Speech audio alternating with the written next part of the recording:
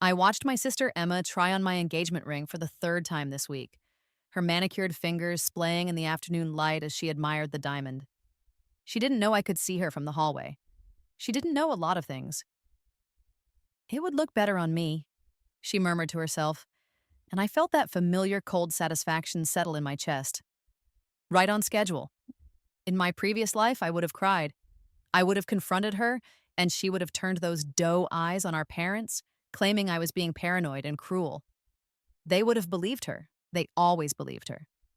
But that was before I died at 28, broke and alone in a hospital bed, while my family celebrated Emma's wedding to my ex-boyfriend Marcus at a resort in the Maldives. That was before I woke up. On my 22nd birthday, 6 years in the past with every painful memory intact. This time, I wasn't going to fight for Marcus. This time, I had a much better plan. Lily, Emma's voice rang out, sickly sweet. Are you home? I stepped into the doorway, watching her fumble the ring back into its box on my dresser.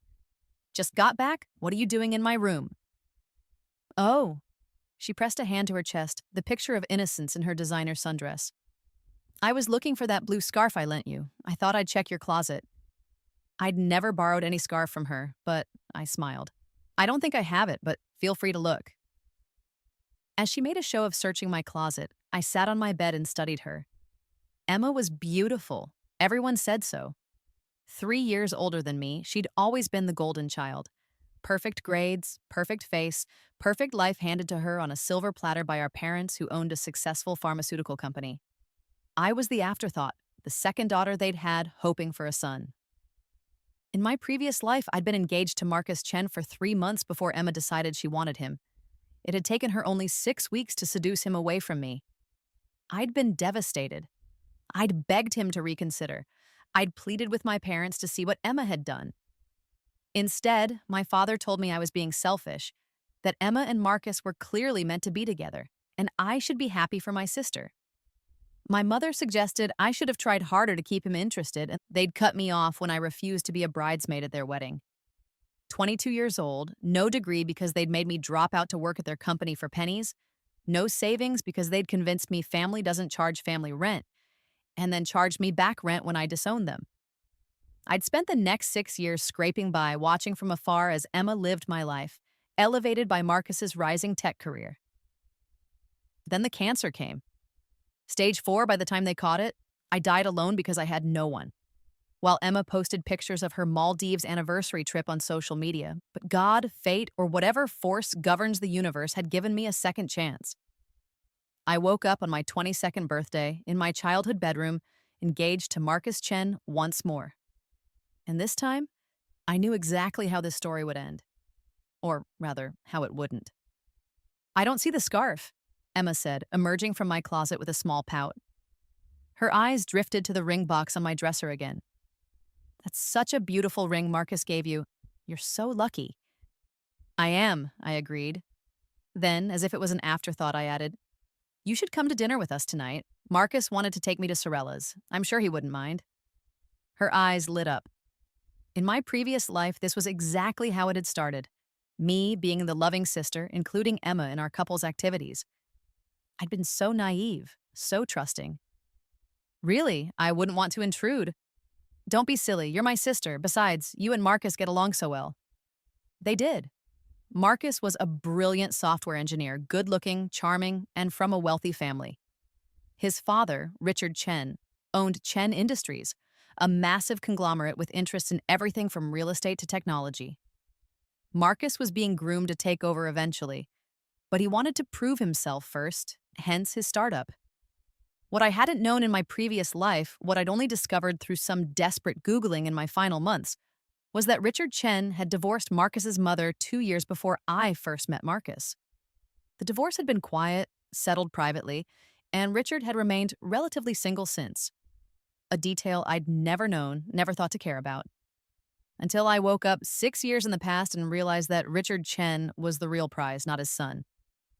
Marcus picked me up at 7 in his Tesla, the same one he'd had before. Seeing him again had been strange.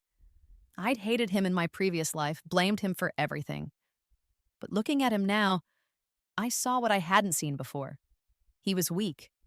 easily flattered, easily manipulated, hungry for validation. Emma would devour him alive, and he'd let her. Perfect. Emma was already in the car when I came out, sitting in the front seat. Marcus said I could ride up front since I get carsick in the back, she explained with an apologetic smile. Of course, I said, sliding into the back seat. In my previous life, this would have been the first crack in my heart. Now I pulled out my phone and texted my real target. I'd sent Richard Chen a friend request on social media 3 weeks ago, along with a thoughtful message about an article he'd shared on sustainable business practices. He'd accepted. We'd chatted a few times. Smart conversations, nothing flirtatious. Just two people who appreciated intellectual discourse. My phone buzzed. How's dinner with Marcus? Richard had asked. Interesting, my sister's here too. Playing third wheel has its advantages. Lots of time to observe, I replied. Observant women are dangerous women, he wrote back. Only to those who have something to hide, I typed, smiling to myself.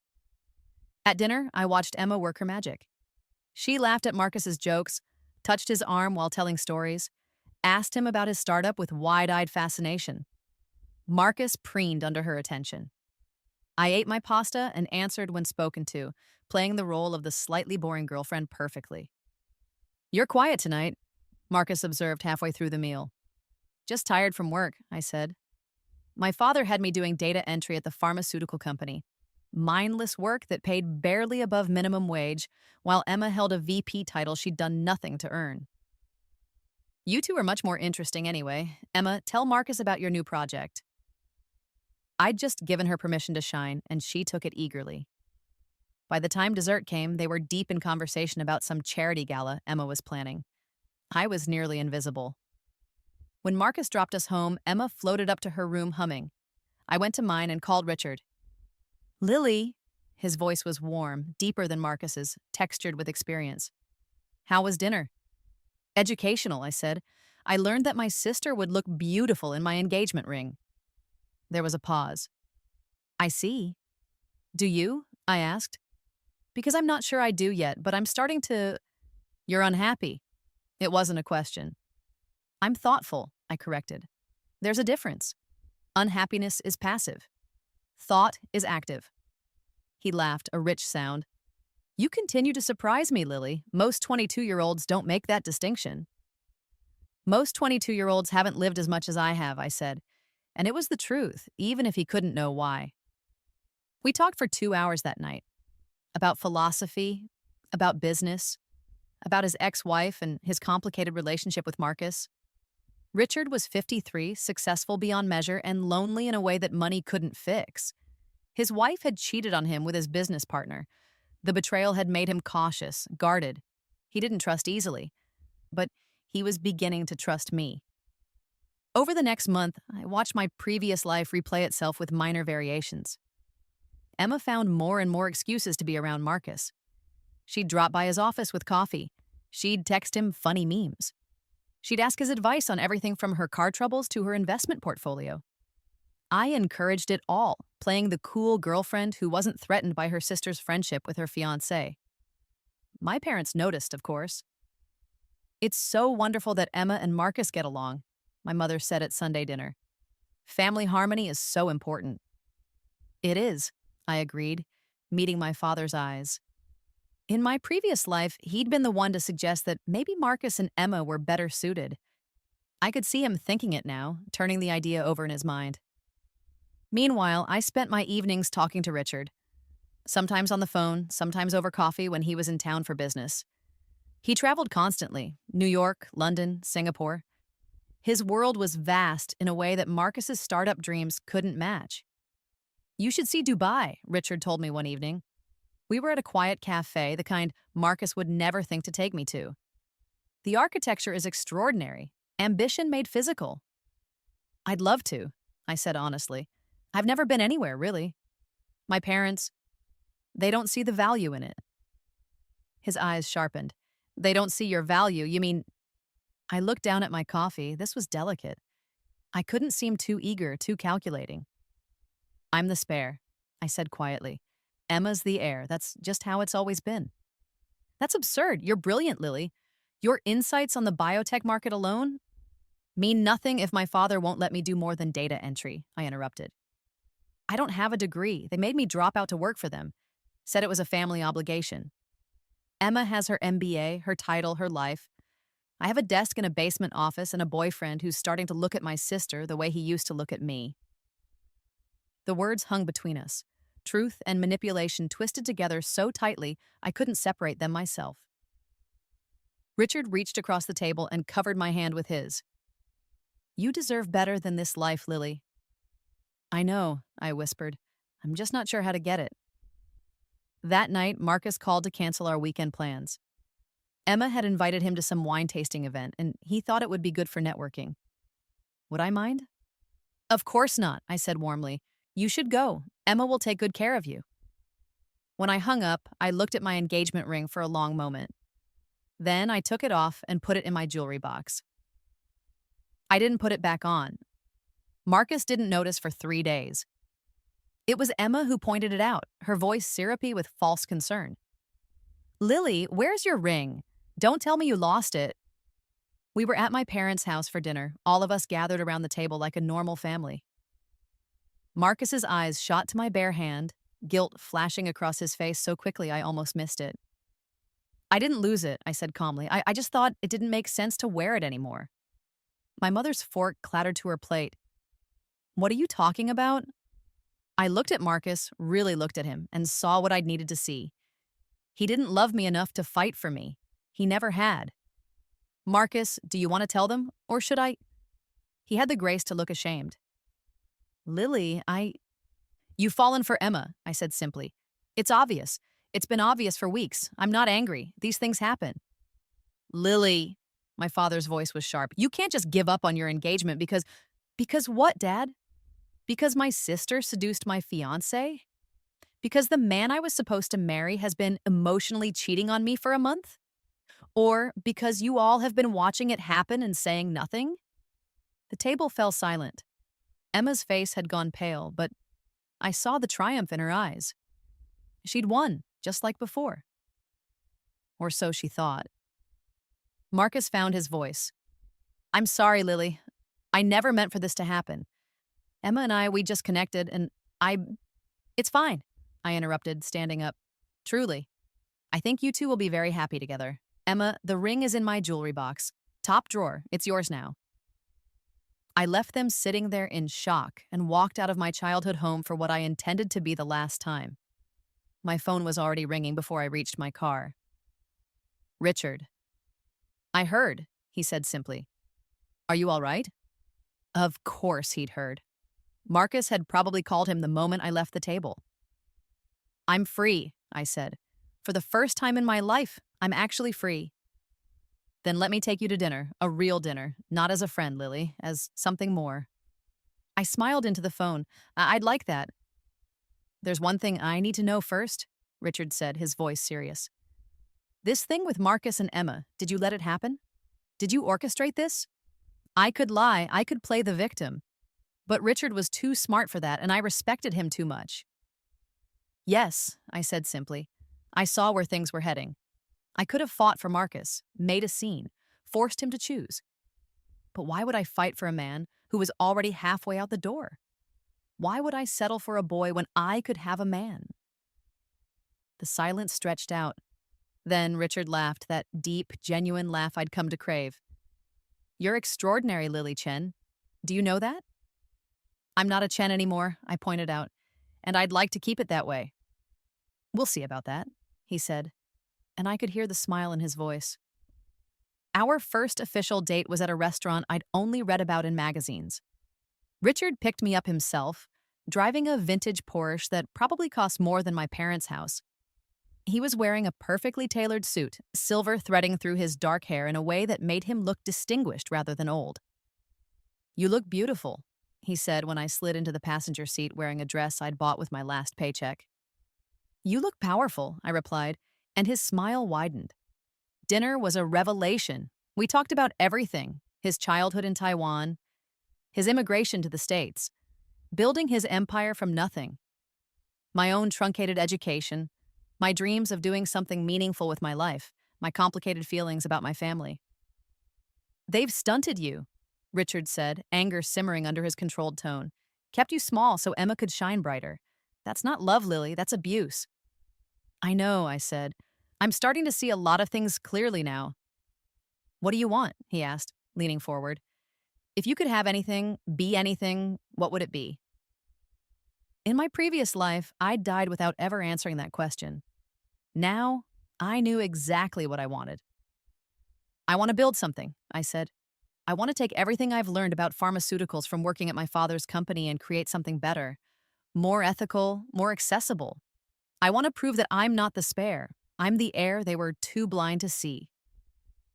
Richard's eyes blazed. Then let's make it happen. Just like that? I asked, breathless. I didn't build an empire by ignoring potential when I see it, he said. And you, Lily, have more potential than anyone I've met in years. But I need to be clear about something. He took my hand across the table. I'm interested in you. Not as a business investment, not as a way to get back at Marcus for being an idiot. As a woman, I'm falling for faster than I have any right to. If we do this, if we start a business together, it has to be separate from whatever this is between us. Can you handle that? I looked at our joined hands, his strong and scarred from years of work, mine small and soft but ready to grow calluses. I can handle anything, I said. I've died once already. Everything else is just living. He blinked, startled by my phrasing, but before he could question it, I squeezed his hand. I mean, I've hit rock bottom. The only way now is up. Then let's rise, Richard said, and sealed it with a kiss that made my previous life's romance with Marcus feel like a children's story. The news of our relationship spread through my family like wildfire. Emma called me 3 days later, her voice shaking with rage. Are you dating Marcus's father? Are you insane? I'm dating Richard Chen, I corrected. A brilliant, successful man who treats me like I'm worth something. Why would that be insane? He's 30 years older than you, and 50 times better than his son, I shot back. Why, Emma? Does it bother you?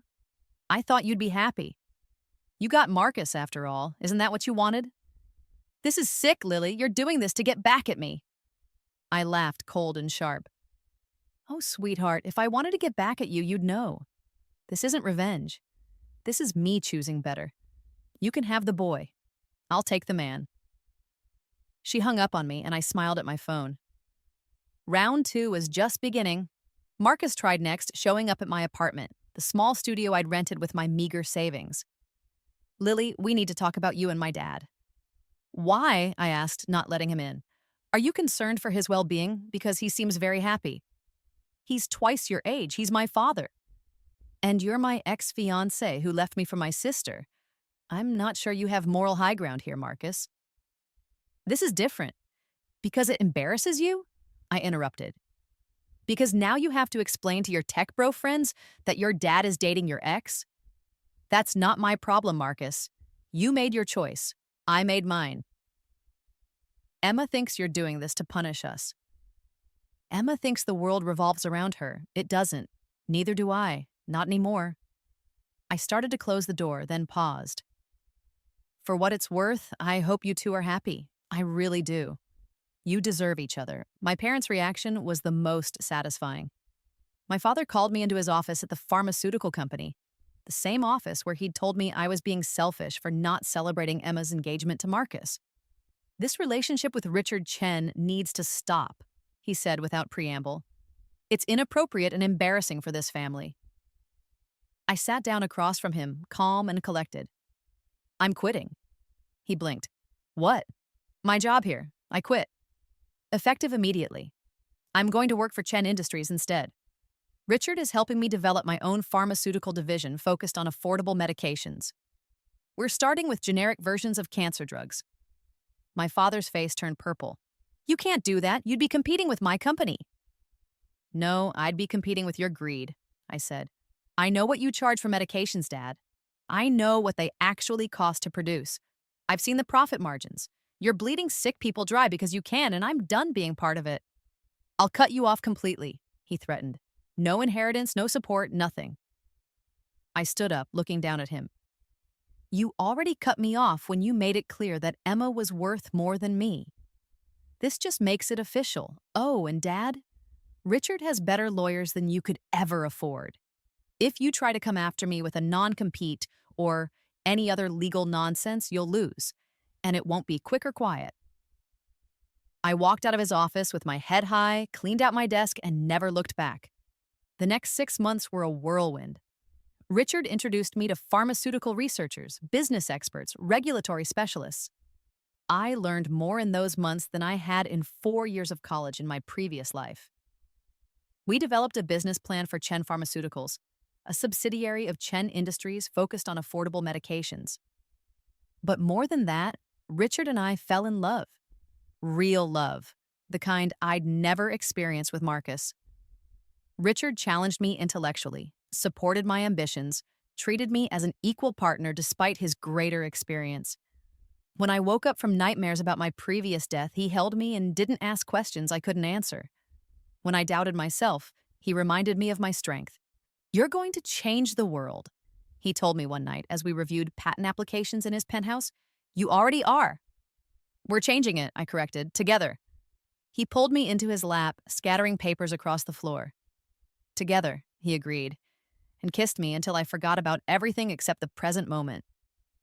Meanwhile, Emma's perfect life was crumbling. Marcus's startup failed. It had failed in my previous life too, but Emma had cushioned the blow with her trust fund. This time, she'd already blown through most of her money trying to compete with my new lifestyle. Richard took me to Paris for a weekend. Emma convinced Marcus to take her to Atlantic City. Richard bought me a penthouse apartment. Emma got Marcus to move into her rental. Richard put my name on patents worth millions. Emma got an engagement ring that, while beautiful, couldn't compare to the empire I was building. The wedding invitation arrived exactly 9 months after Marcus and I broke up. Emma Chen and Marcus Chen, it read, and I laughed at the absurdity. She'd taken his name and gained nothing. I hadn't taken Richard's name yet, but I owned a piece of his empire. "Are you going to go?" Richard asked, reading the invitation over my shoulder. "Absolutely," I said. "I wouldn't miss it." "Want some company?"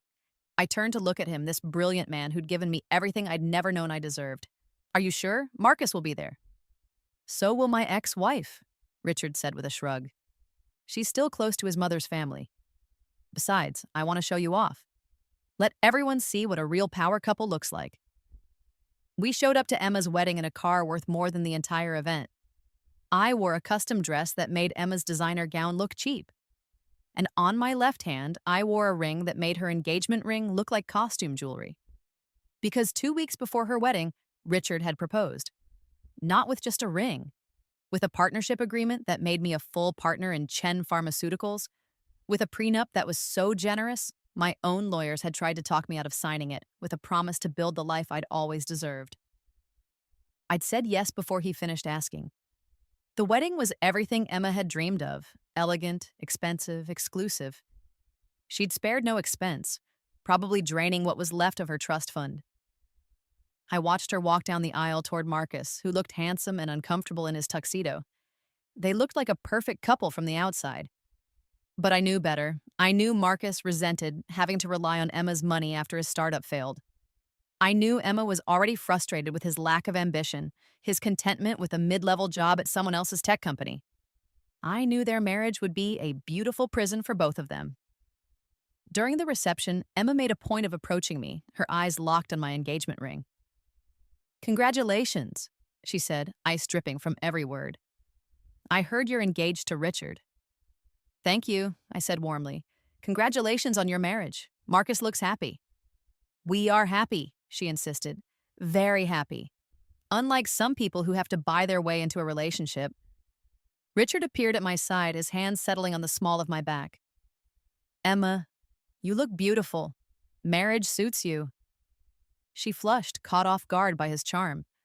"Thank you, Richard. I hope you're happy too."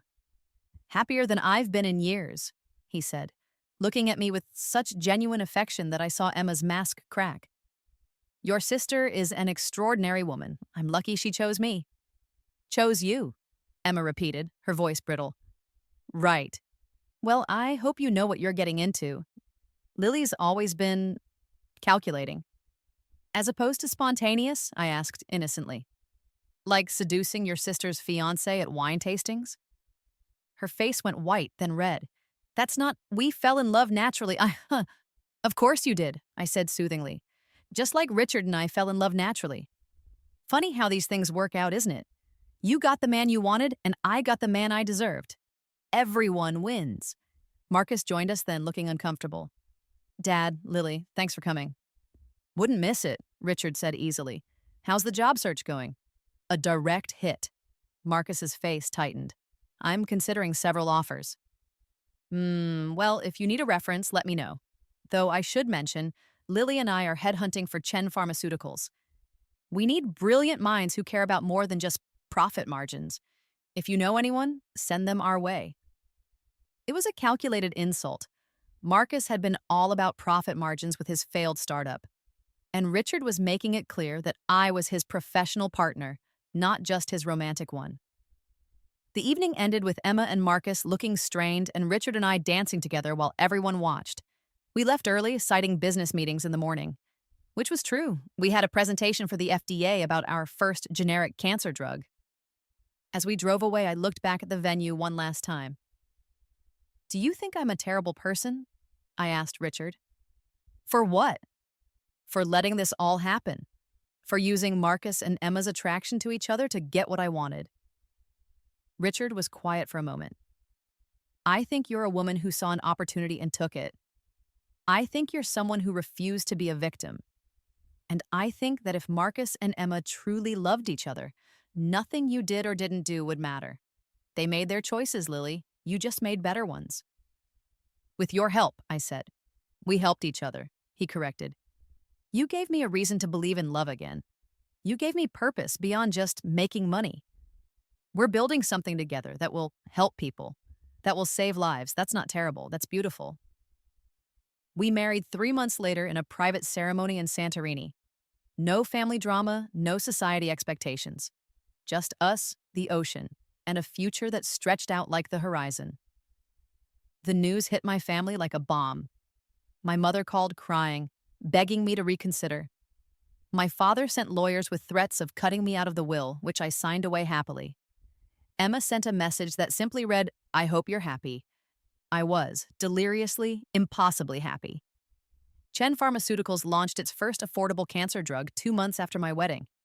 The drug that would have cost patients $100,000 under traditional pharmaceutical pricing we offered for $5,000. It was still profitable, just not obscenely so. The industry called us disruptors. Patients called us heroes. My father's company lost 15% of its market share in the first quarter. By the second quarter, they were scrambling to lower prices to compete. By the third quarter, my father was facing a shareholders' revolt. Emma called me, desperate. Lily, please, Dad's company is failing. Can't you help him? Why would I do that? I asked, genuinely curious. Because he's our father. Because we're family. Family, I repeated. Like when he made me drop out of school to work for pennies? Like when he chose your happiness over mine? Like when he called my relationship with Richard inappropriate while celebrating your wedding to my ex-fiancé, that kind of family? Please, Lily, he could lose everything. Then he'll know how it feels, I said. But I'll tell you what, if he publicly apologizes for how he treated me, if he admits that he valued you over me because of his own sexist assumptions, and if he agrees to transition his company to ethical pricing models, I'll consider consulting for him. At my usual rate, which is $10,000 an hour.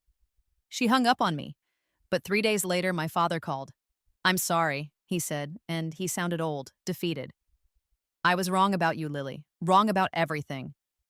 I know, I said, but I appreciate you saying it. Will you help me save my company? No, I said, but I'll help you transform it into something worth saving. On my terms. We negotiated for weeks. In the end, my father agreed to ethical pricing, transparent profit margins, and a seat on the board for me. Not because he loved me or was proud of me, but because I was his only hope. I took the position and immediately started restructuring. Half the executive team was let go, including Emma, who'd been drawing a VP salary for doing nothing. My father stayed on as a figurehead, but the real power was mine. Emma's perfect life continued to unravel. Without her trust fund and her cushy job, She had to rely on Marcus's income, which was respectable, but nothing compared to what she'd been accustomed to. They moved to a smaller apartment. She started posting less on social media. The few photos she did post looked forced, her smile not quite reaching her eyes. I almost felt bad for her. Almost. 2 years after my marriage to Richard, Chen Pharmaceuticals was valued at over $2 billion. I was 30 in this life, younger than I'd been when I died in the last one. And I was a pharmaceutical mogul, a billionaire in my own right, and deeply in love with my husband. We were at a charity gala when I saw Marcus and Emma across the room. She was wearing a dress I recognized from 2 seasons ago. Still expensive, but not cutting edge. Marcus looked tired, older than his years. When they saw us, Emma grabbed Marcus's arm and tried to steer him away. But Richard, ever the gracious host, waved them over. "Marcus, Emma, good to see you both." "Dad," Marcus said stiffly. "Lily." We made awkward small talk about the charity, a foundation I'd started for cancer patients who couldn't afford treatment even with our reduced prices. I'd donated $10 million to start it. Richard had matched it. Together, we were changing the pharmaceutical landscape. "That's wonderful what you're doing," Emma said, and for once she sounded genuine. "Really, Lily, it's impressive." "Thank you," I said. "How have you been?" "Fine," she said automatically. Then, quieter. "Tired. Marcus is working a lot. We're trying to save for a house." I remembered that feeling from my previous life. The endless grind, the constant worry about money, the dreams that seemed increasingly out of reach. I died with that feeling.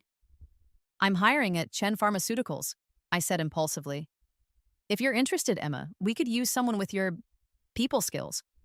Entry-level position, but with room for growth if you're willing to work for it." She stared at me. "Are you serious?" "I don't joke about business," I said. "You'd have to actually work. No showing up for a paycheck. No writing on family name. But if you're willing to learn, I'm willing to teach." Richard's hand squeezed mine, a silent question. I squeezed back, reassuring. I wasn't being cruel. I was being strategic. Emma working for me meant she'd see every day what she could have been if she hadn't been so focused on tearing me down. It meant watching me succeed while she struggled. It was a punishment more elegant than any revenge. "I'll think about it," Emma said finally. She called me a week later and accepted the position. Watching Emma work at Chen Pharmaceuticals was everything I'd hoped for and more. She started in quality control, checking documentation and compliance reports. It was tedious work, important work, but far from the executive suite she'd occupied at our father's company. To her credit, she didn't complain. She showed up on time, did her work, and slowly started to understand the pharmaceutical industry from the ground up, the way I'd had to in my previous life. 6 months in, she came to my office, which occupied the entire top floor of our building, with floor-to-ceiling windows overlooking the city. "I owe you an apology," Emma said without preamble. I looked up from the research proposal I was reviewing. "For what?" "For everything," she said, sinking into the chair across from my desk. "For Marcus. For the way I treated you growing up. For thinking that taking things from you made me better than you. I've spent 6 months watching you work, watching you build this empire, and I finally understand." "Understand what?" "That you were never the spare," Emma said, her eyes bright with unshed tears. "You were always the heir. I was just too threatened by you to see it. Mom and Dad were too invested in their own biases. And I destroyed your life because I couldn't handle the idea that you might be better than me." I studied her, looking for manipulation, for an angle, but I saw only exhaustion and genuine regret. "You didn't destroy my life," I said quietly. "You tried, but I rebuilt it into something better than you could have ever destroyed." "I know," she wiped her eyes. "And I'm not asking for forgiveness. I don't deserve it. I just wanted you to know that I see it now, I see you, and I'm sorry." I nodded slowly. Okay. I accept your apology, but Emma, we're not sisters, not anymore. Not the way we were. You work for me now, and that's a professional relationship. If you want to earn more, you'll have to prove yourself. No shortcuts, no family favors." "I understand," she said, standing up. "And Lily? For what it's worth, I'm proud of you.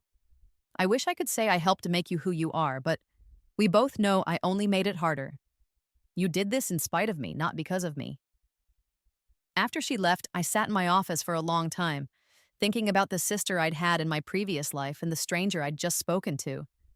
Forgiveness wasn't the same as reconciliation. I could acknowledge her apology without giving her back the power to hurt me. That evening, I went home to Richard, to our penthouse that had become our sanctuary. He was in the kitchen, cooking dinner, something he did when he needed to think. "How was your day?" he asked, kissing me hello. "Emma apologized," I said. His hands stilled. "Really? Really, and I think she meant it. How do you feel about that?" I thought about it, really thought about it. In my previous life, I died hating Emma, blaming her for everything. But she'd been a symptom, not the cause. The cause had been a family that pitted us against each other, a society that told women they had to compete for everything, a world that valued Emma's beauty over my brains. "I feel free," I said finally. "I don't hate her anymore. I don't love her either. She's just someone I used to know, someone who works for me now." Richard smiled, understanding. "That's very evolved of you." "I had a good teacher," I said, wrapping my arms around him. "You taught me that the best revenge isn't destroying your enemies. It's building something so beautiful, so successful, that their failure to see your value becomes their loss, not yours." I don't remember saying that. "You didn't have to. You showed me." I pulled back to look at him.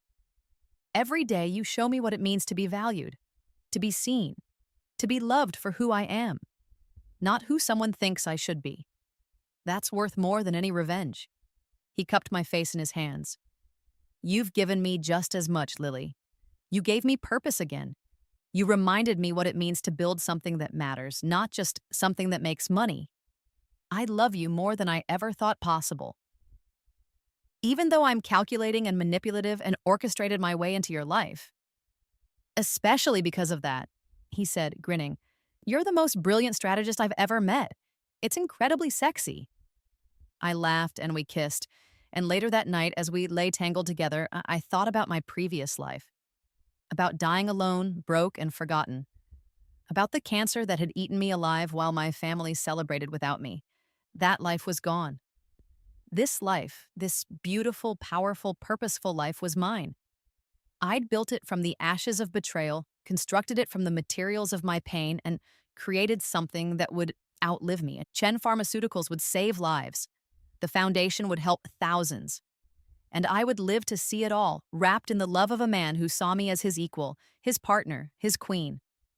Marcus and Emma could have their simple happiness, their normal life. They'd earned it with their choices.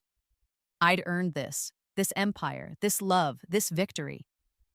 And as I drifted off to sleep in Richard's arms, I whispered a silent thank you to whatever force had given me a second chance. I'd used it well. The years that followed were a masterclass in building legacy. Chen Pharmaceuticals expanded globally, opening facilities in India, Brazil, and South Africa. Our affordable medication model was adopted by other companies, forced by market pressure to compete. The pharmaceutical industry would never be the same. My father's company survived under my guidance, transformed into an ethical business that he barely recognized. He retired at 68, a shadow of the titan he'd once been. At his retirement party, he pulled me aside. "I should have seen it," he said, slightly drunk on champagne. "You were always the brilliant one. Emma was beautiful, charming, easy to love, but you had vision, steel. You were a builder like me, but better, because you have a conscience." "Yes," I said simply. "You should have seen it."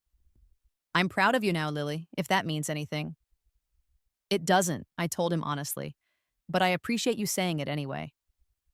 Emma worked her way up to a director position over 5 years. She was good at her job, not brilliant, but competent and dedicated. She and Marcus had a daughter, a beautiful little girl they named Sophia.